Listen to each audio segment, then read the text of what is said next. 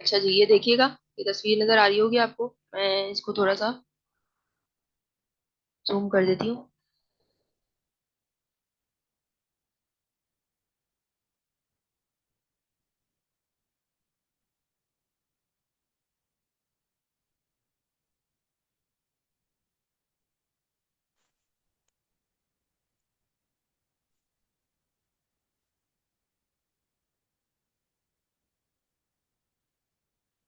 ये हमारे पास है ना कुछ प्लेग की तस्वीरें हैं।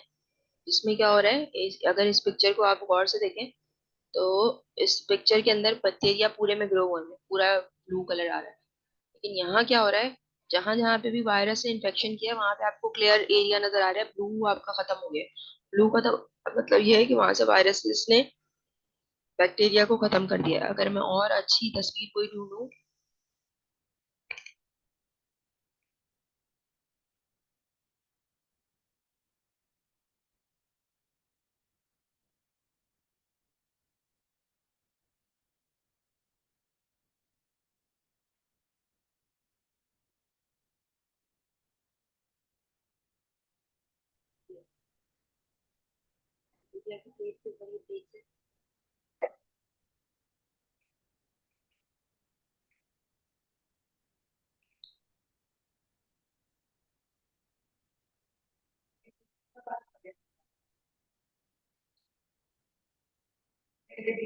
अगर आप इसको गौर से देखें, इस तस्वीर को गौर से देखें तो आपको एक मीडिया की प्लेट नजर आ रही है, एगर की प्लेट है। उस एगर की प्लेट के ऊपर क्या हो रहा है, कुछ रीजन्स हैं जहाँ पे आपको, ये वाले जो रीजन्स हैं जहाँ पे मैं हाईलाइट कर रही हूँ, ये रीजन्स क्या है, यहाँ पे कलर नहीं आ रहा। यहाँ पे क्या है, वायरस ने इन्फेक्शन किया है और वायरस बैक्टीरिया को डैमेज किया है। बाकी की जगह पे क्या है, बैक्टीरिया इंटेक्ट है। तो बाकी जगह पे बैक्टीरिया का लॉन है, और बीच में क्या है, वायरसेस ने इन्फेक्शन करने के बाद वहां से रिमूव कर दिया है बैक्टीरिया को। तो इस तरीके से ये प्लेग्स की मैं बात करी थी। तो जो हमारे पास वो होता है,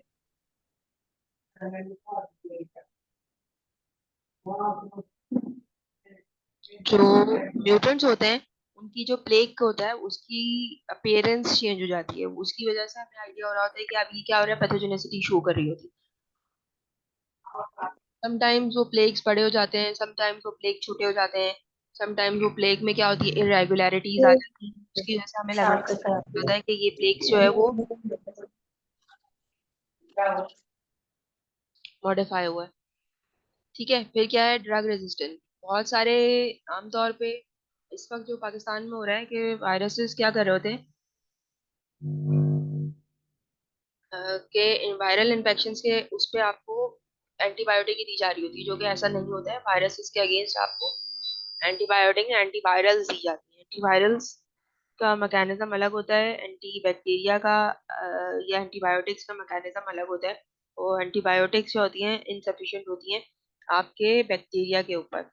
antibiotics are insufficient on viruses, तो उनके लिए एंटीवायरल्स होती है। तो वो जब आपका फिनोटाइप चेंज हो जाती है तो वो क्या हो जाती है, वो जो सर्टेन एंटीवायरल ड्रग्स थी उनसे वो रेजिस्टेंट हो जाती है। और आखिर में क्या हो जाता है कि कुछ ऐसे एंजाइम्स होते हैं जो कि नेसेसरी होते हैं, वो बनाना वो छोड़ देता है।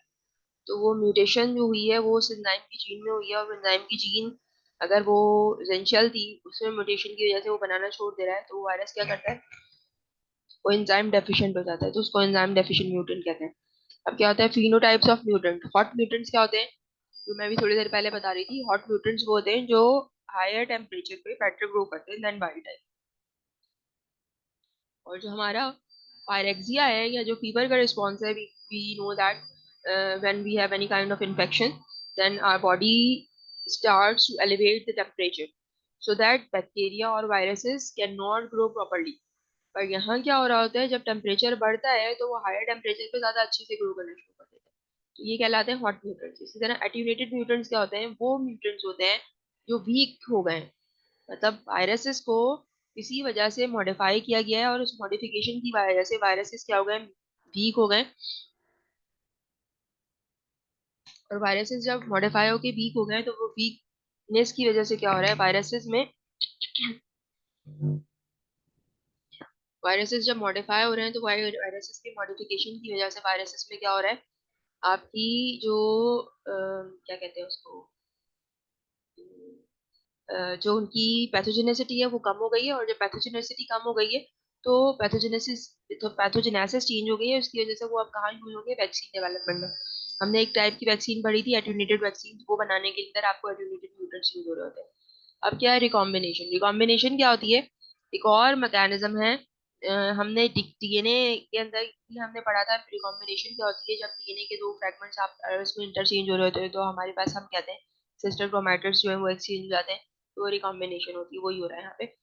When viruses of two different parent strains co-infect the same host and interact during replication to generate viral progeny that have some genes from both parents, a combination occur between the members of the same virus. For example, two influenza viruses or two herpes simplex virus. यहाँ ये बोल रहे हैं कि दो viruses हैं और उन दोनों वायरसेस को हम क्या कह रहे हैं, पेरेंट वायरस कह रहे हैं। वो उन्होंने जाके एक सेम होस्ट को इन्फेक्ट कर दिया। को इन्फेक्शन का मतलब ये है कि दोनों गए और एक ही सेल के अंदर चले गए, दोनों ने जाके एक ही सेल को इन्फेक्ट किया है, तो वो को इन्फेक्शन। को इन्फेक्शन का मतलब क्या है, दो वायरसेस एक सेम सेल को इन्फेक्ट कर रहे हैं, हम उसको को इन्फेक्शन कह रहे हैं। और को इन्फेक्शन में क्या हो रहा होता है, दोनों वायरसेस, को इन्फेक्शन क्या हो रहा है, तो दोनों वायरसेस क्या हो रहे होते हैं, आपके एक ही सेल के अंदर मौजूद होते हैं। अब जब दोनों वायरसेस सेम सेल में मौजूद हैं तो वहां पे बहुत ज्यादा चांसेस होते हैं कि वो अपने फ्रैगमेंट्स को एक्सचेंज कर लें। उसको हम कहते हैं recombination. Two mechanisms of recombination have been observed, independent assortment or incomplete linkage, or incomplete linkage. Either mechanism can produce new strain serotypes or viruses with altered valency.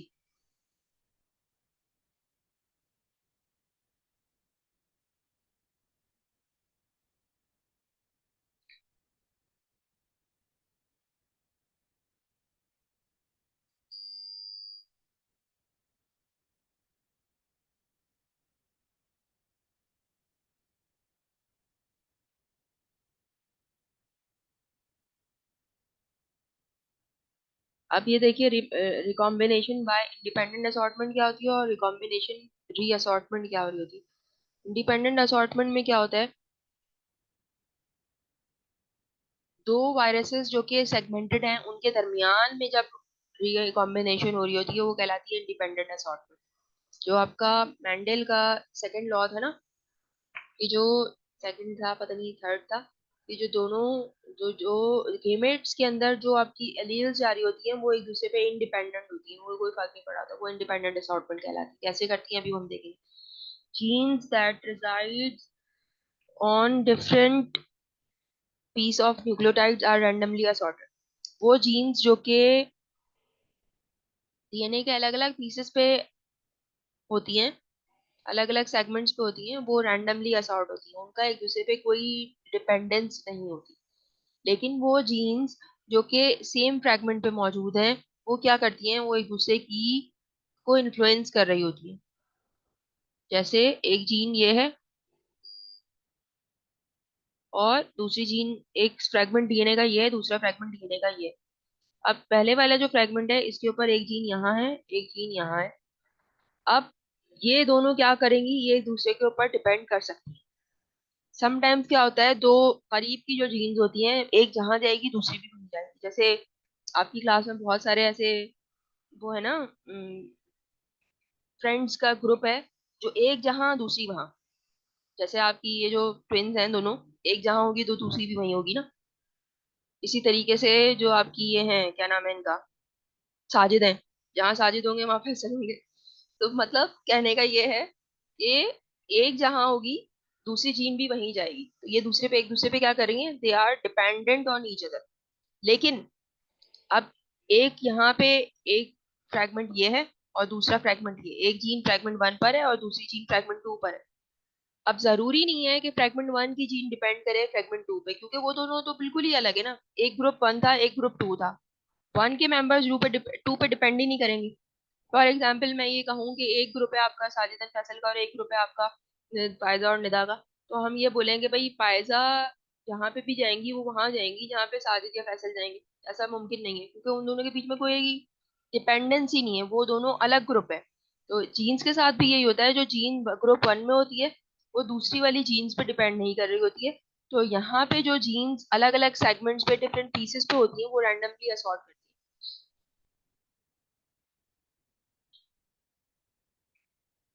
ये इसकी वजह से क्या हो रहा होता है, this can result in the generation of viruses with new antigenic determinant and host range. तो जब वो जीन्स आपस में क्या करती हैं, मिक्स एंड मैच करती हैं, तो उसके रिजल्ट में क्या होती है, न्यू वायरल प्रोजेनीज जो है वो डेवलप हो रही होती है।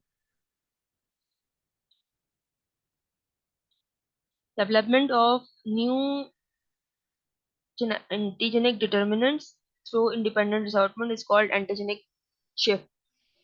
सेगमेंटेड वायरसेस में याद रखिएगा, सेगमेंटेड वायरसेस जब आपस में अपने फ्रैगमेंट्स एक्सचेंज कर रहे हैं उसको हम कहते हैं एंटीजेनिक शिफ्ट।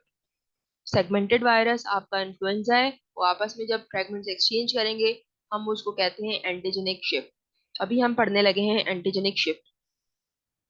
मैं एक तस्वीर दिखा रही हूँ।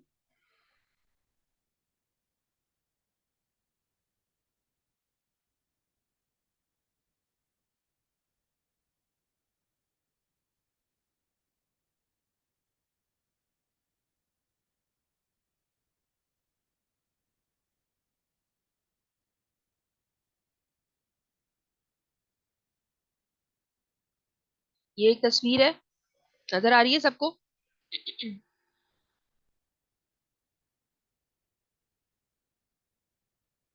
यहाँ पे आपको एंटीजेनिक शिफ्ट नजर आ रही है कि कैसे हो रही है। यहाँ पे हमें नजर आ रहा होगा आपको ह्यूमन इन्फ्लुएंजा वायरस, यानी कि इंसानों में जो इन्फ्लुएंजा होती है उसका वायरस है, और चिकन इन्फ्लुएंजा वायरस यानी कि चिकन्स के अंदर या बर्ड्स के अंदर जो इन्फ्लुएंजा होती है होता है या फ्लू होता है, ये उसका virus. They both go in the same cell, यानी कि यहाँ पे क्या हुआ है, लंग्स के अंदर एक सेम सेल के अंदर कोई इन्फेक्शन हुआ है।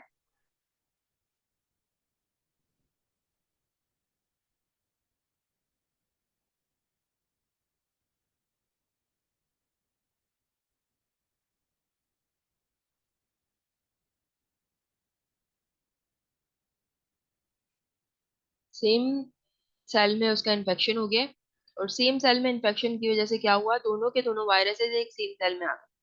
अब जब वायरस इन्फेक्शन करता है तो इन्फेक्शन के रिजल्ट में वो क्या करता है, अपने पार्टिकल्स भी बनाता है, अपने डीएनए भी जनरेट करता है, अपनी प्रोटीन्स भी बनाता है। और वो सारी चीजें क्या करती हैं, जब वो डेवलप हो रही होती हैं तो वो डेवलप होने के बाद क्या करती हैं, एक नए वायरस के अंदर अपने सेगमेंट्स को अरेंज कर रही होती हैं अपनी प्रोजेनी में। उस वक्त क्या आता है, एरर आता है। और ड्यूरिंग असेंबली, जब बायोसिंथेसिस के बाद वायरस अपने कंपोनेंट को असेंबल कर रहा होता है न्यू वायरल प्रोजीनी में, तो क्या करता है, कुछ वो इसके उठा लेता है, कुछ वो इसके उठा लेता है। तो इस तरीके से क्या बना लेता है, एक वो नया एक वायरस बना लेता है। इसके अंदर दोनों वायरसेस के क्या हैं, कंपोनेंट्स। ये है जेनेटिक शिफ्ट।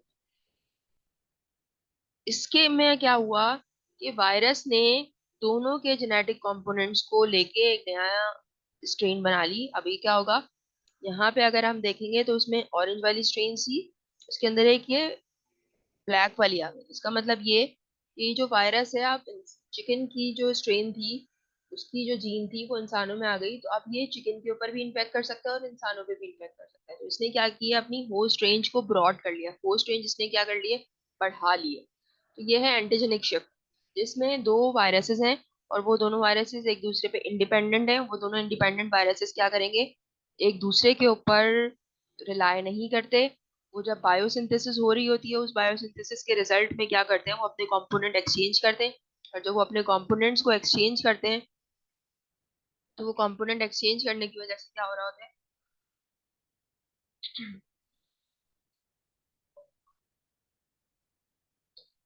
कंपोनेंट एक्सचेंज करने की वजह से वो एक नया वायरस बना लेते हैं। उसको हम कहते हैं, ये क्या हो गई है, एंटीजेनिक शिफ्ट हो गई। और इस एंटीजेनिक शिफ्ट की वजह से बहुत बड़ी बड़ी सी इन्फ्लुएंजा की पेंडेमिक्स एपिडेमिक्स आई हैं दुनिया के अंदर। ये बात सबको समझ में आ गई है?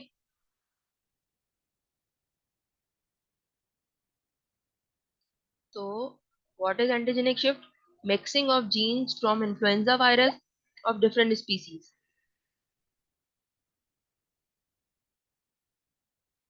कंपोनेंट कैसे एक्सचेंज हुए, दोनों के दोनों समझ लीजिए एक ही बॉक्स में पड़े हुए थे, दोनों के दोनों एक ही सेल में मौजूद थे। और वो सारे कंपोनेंट जब दोनों सारे के सारे कंपोनेंट दोनों वायरसेस के एक ही कंपोनेंट में मौजूद थे, तो वो क्या हुआ, जब वो पैकिंग हो रही थी तो कोई गलती से उसने दूसरे वाले का भी एक कंपोनेंट अपने साथ लगा लिया। जब उसने दूसरे वाले का कंपोनेंट अपने साथ लगा लिया तो वो उसकी अंदर आ जाएगा, और जब वो उसके अंदर आ जाएगा तो हम कहेंगे कि ये क्या हो गई है, कंपोनेंट की रीअसॉर्टमेंट हो गई, कंपोनेंट रीअसॉर्ट हो गए।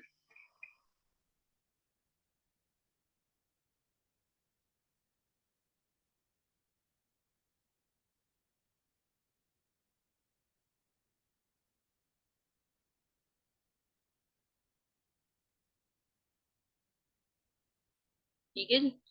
एक ही जगह पे समझ लीजिए, एक ही बॉक्स है, उस बॉक्स में सारी चीजें मौजूद हैं, और वो जब मिक्सिंग हो रही होती है तो वो दूसरे के कंपोनेंट उठा लेगा, तो इसको हम कहते हैं जनरेशन। अब हम वापस से पीछे चलते हैं। ये भी वही तस्वीर है, इसमें दिखा रहे हैं क्या क्या हो सकता है। ये एक वायरस था, ये दूसरा पेरेंटल वायरस था, ये इसके अंदर वाइट कंपोनेंट है, इसके अंदर ब्लैक कंपोनेंट है, ये इसमें एक सेल में आ गया, ये होस्ट सेल है। होस्ट सेल में इसने अपने ही कंपोनेंट सिंथेसाइज किया। रुआ, ये आपके सवाल का जवाब भी है। इसने अपने ये वाले कंपोनेंट सिंथेसाइज किए और इसने अपने ये वाले कंपोनेंट सिंथेसाइज किए। पहले स्टेप में क्या हुआ है कि वायरस अंदर आ गया है, अनकोटिंग हुई है, सेगमेंटेड जीनोम था, देख रहे हैं सेगमेंट्स है दो अलग अलग, और उसके बाद रेप्लिकेशन हुई, यानी कि सेगमेंट्स बन गए। अब उसके बाद क्या हुआ है, असॉर्टमेंट ऑफ जीनोम सेगमेंट्स। क्या हुआ कि वायरस अपने आप में सेगमेंट्स को पैकेज करता है अपने जीनोम प्रोटीन में, और बाहर निकल रहा होता है। तो यहाँ पे क्या हुआ, ये तो सही हुआ, ब्लैक ही बन गया, और ये भी सही हुआ, व्हाइट ही बन गया। लेकिन एक ऑप्शन ये हुआ कि इसके साथ इसका एक छोटा वाला आ गया और इसके साथ इसका एक बड़ा वाला आ गया। और यहाँ पे क्या हुआ कि आपके पास दो पेरेंटल जीनोम से उसके रिजल्ट में चार आपके पास ऑफस्प्रिंग्स बनी है। दो तो एग्जैक्टली पेरेंट की तरह की है, और दो क्या है, डिफरेंट है। तो ये दो वाइल्ड टाइप हो गई और दो क्या आ गए, म्यूटेंट आ गए। ये भी वही वाली तस्वीर उसी तरीके से दिखा रहा है। ये ग्रीन कलर का एक था, पर्पल कलर का, और यहाँ से एक ग्रीन आया, फिर ये रैंडमली असॉर्ट हुए। सॉर्ट होने के बाद एक ये ग्रीन ही रह गया, यहाँ से ये पिंक ही बना, और दो क्या हो गए, रैंडम असॉर्ट करके डिफरेंट बना के निकले। तो हमें पता चलेगा एंटीजेनिक शिफ्ट क्या है। जब आपके इन्फ्लुएंजा की जीन्स आपस में मिक्स हो जाएंगी तो हम उसको एंटीजेनिक शिफ्ट कहते हैं। और ड्रिफ्ट क्या होती है, जब अब सवाल ये पैदा होता है, किसी ने ये सवाल अभी तक नहीं किया जो कि बंदा बनता था, कि मिस आप कह रही हैं कि वायरस तो बहुत स्पेसिफिक होता है, और जब वायरस बहुत स्पेसिफिक होता है तो वायरस ने अपनी स्पेसिफिसिटी क्यों नहीं शो की। वो वायरस अचानक से दोनों एक ही सेल में कैसे चले गया, चिकन का वायरस इंसान में कैसे चला गया, या इंसान का वायरस चिकन में कैसे चला गया, ये सवाल आप लोगों का बनता था, किसी एक ने भी नहीं किया। जब मैं आपको ये तस्वीर दिखा रही हूँ, यहाँ पे आपका एक ये इंसान का वायरस है और एक ये चिकन का वायरस है, दोनों एक सेल में आए कैसे। ये तो पूरा इंसान का है, ये पूरा चिकन का है, ये दोनों एक सेल में कैसे आए, या तो उसको चिकन में जाना चाहिए था, इसको इंसान में, दोनों एक किसी के एक में कैसे आ गए।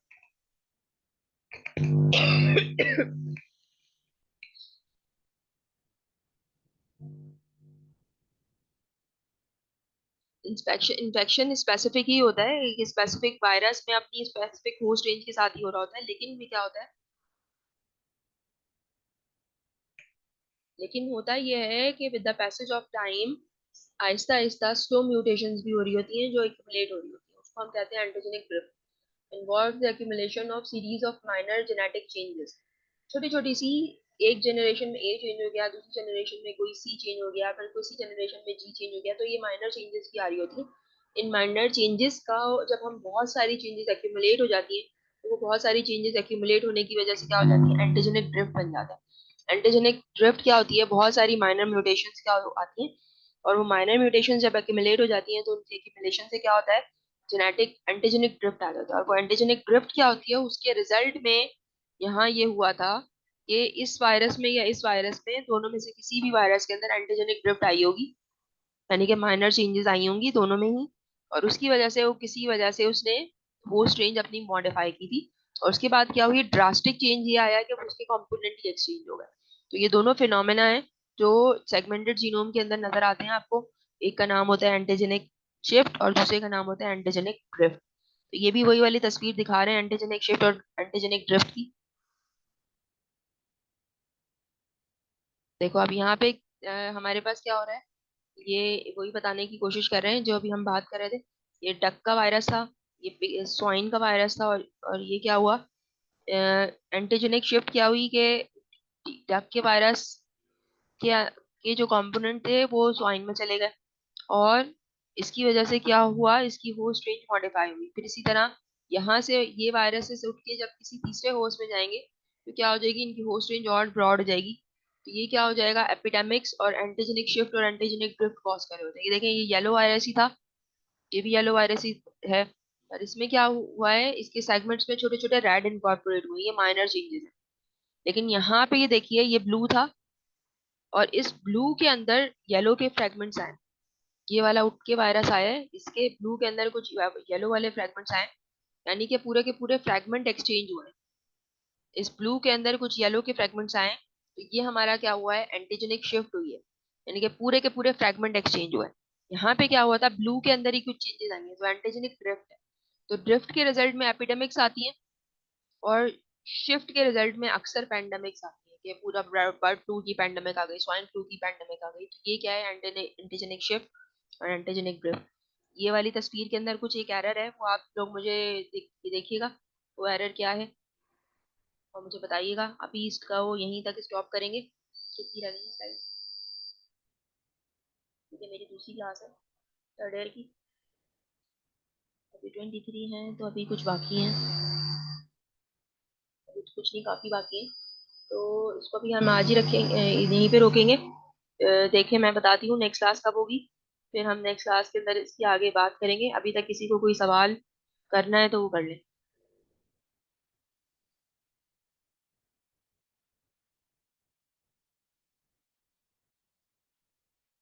किसी को कोई सवाल करना है?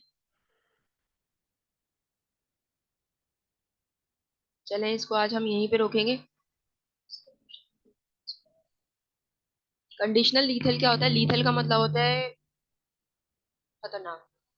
तो किसी सर्टेन कंडीशन के अंदर हाई टेम्परेचर पे किसी खास केमिकल की प्रेजेंस में वो ज्यादा खतरनाक हो जाएगा, उसको हम कंडीशनल लीथल कहेंगे। जैसे जो आपका हॉट म्यूटेंट है वो भी कंडीशनल लीथल है, कि जब हाई टेम्परेचर होगा तो वो क्या करेगा, वो ज्यादा तेजी से ग्रो करेगा। तो ये क्या है, कंडीशनल लीथल है। कंडीशनल लीथल का मतलब ये है किसी खास कंडीशन के अंदर वो ज्यादा डेंजरस हो जाए, ज्यादा पैथोजेनिक हो गए, उसको हम कहेंगे कंडीशनल लीथल। ठीक है, और कोई सवाल?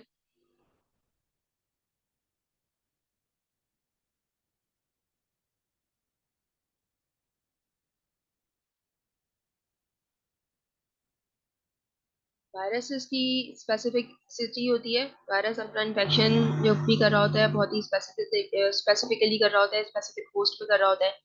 लेकिन होता यह है कि वो होस्ट जो होता है, वायरस जो है आहिस्ता आहिस्ता अपनी इनकॉर्पोरेट कर रहा होता है अपनी मॉडिफिकेशंस, म्यूटेशंस, और वो म्यूटेशंस जब बहुत ज्यादा जमा हो जाती हैं, तो बहुत ज्यादा म्यूटेशंस जमा होने की वजह से उसमें क्या हो जाती है, उसके अंदर ये क्या कहते हैं, चेंजेस कुछ इनकॉर्पोरेट हो जाती हैं। वो उन चेंजेस की वजह से वो नए होस्ट में जाता है, और नए होस्ट में जाने के बाद उसमें ड्रास्टिक चेंजेस आती है एंटीजेनिक शिफ्ट की वजह से। अगर वो सेगमेंटेड वायरस था, उसके रिजल्ट में वो क्या करता है कि वो पेंडेमिक्स कॉज कर रहा होता है। तो ये पूरा हो गया हमारा यहाँ तक का। इसके अलावा किसी को कोई सवाल है तो वो कर ले।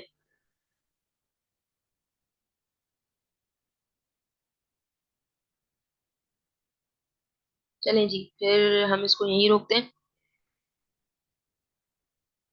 ठीक है, इंशाल्लाह कल बात करेंगे फिर हम।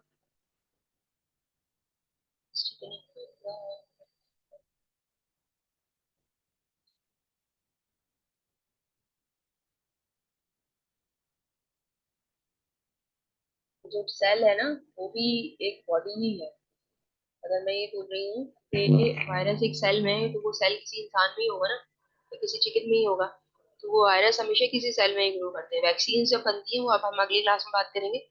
वैक्सीन डेवलपमेंट के अंदर हमारे पास सेल लाइंस यूज हो रही होती है, सेल लाइंस के अंदर हम वायरसेस को ग्रो करवाते हैं। चिकन इन्फ्लुएंजा और ह्यूमन इन्फ्लुएंजा का अरूबा ने सवाल किया था, कंपोनेंट कैसे मिक्स हुए, तो मैंने ये कहा था लेट सपोज कि वो दोनों चीजें एक डब्बे में डली हुई हैं, चिकन के भी कंपोनेंट्स और ह्यूमन के भी कंपोनेंट्स, और वो दोनों जब असॉर्ट हो रही होती हैं, अरेंज हो रही होती हैं, तो वो गलती से एक दूसरे वगैरह कंपोनेंट उठा लेती है, क्योंकि दोनों एक ही जगह पर है। तो बहुत ज्यादा हाई चांस होता है कि वो गलती से दूसरे वाले के कंपोनेंट अपने अंदर असेंबल कर ले। तो ये मैंने कहा था कि दोनों के अंदर एक बॉक्स की तरह से है, उसको अज्यूम कीजिए कि वो जो सेल है वो एक बॉक्स है जिसमें दोनों के कंपोनेंट पड़े हैं, और आप उसमें से जब रैंडमली एक एक पीस उठाएंगे तो जरूरी नहीं है कि आपके सारे एक दफा में चिकन के पीसेस आए और सारे एक दफा में दूसरे वाले पीसेस आए ह्यूमन के। वो मॉडिफाई होने के लिए समटाइम्स वो गलत कंपोनेंट उठा लेता है, वो मॉडिफाई हो जाता है। और कोई, और किसी को कोई सवाल? चलें, इसको पढ़ के रखिएगा। कल मैं मजीद सवाल लीजिएगा, और कल हम इसको इंशाल्लाह कंप्लीट कर देंगे। मैं अभी ये दे रही हूँ, बिल्कुल नेचुरली होता है। ये जितनी भी पैंडेमिक्स आई हैं, कोई, वो तो कॉन्स्पिरेसी थ्योरी है ना, कि जो कोविड आया था वो बनाया गया था। ये सब नेचुरली हो रहा है इंसानों, एक्सीडेंटली कहना चाहिए कि नेचुरल फिनोमिना है, बट एक्सीडेंटली दोनों वायरसेस एक किसी एक खास होस्ट में चले गए, सेम होस्ट में चले गए, वहां जाके वो मॉडिफाई हो गया, तो ये है तो ये नेचुरल फिनोमिना। स्लाइड मैं अभी दे रही हूँ, आप लोग जो है उसको देखिए, फिर जो सवाल हो तो कल कर लीजिएगा। ओके जी, अल्लाह हाफिज।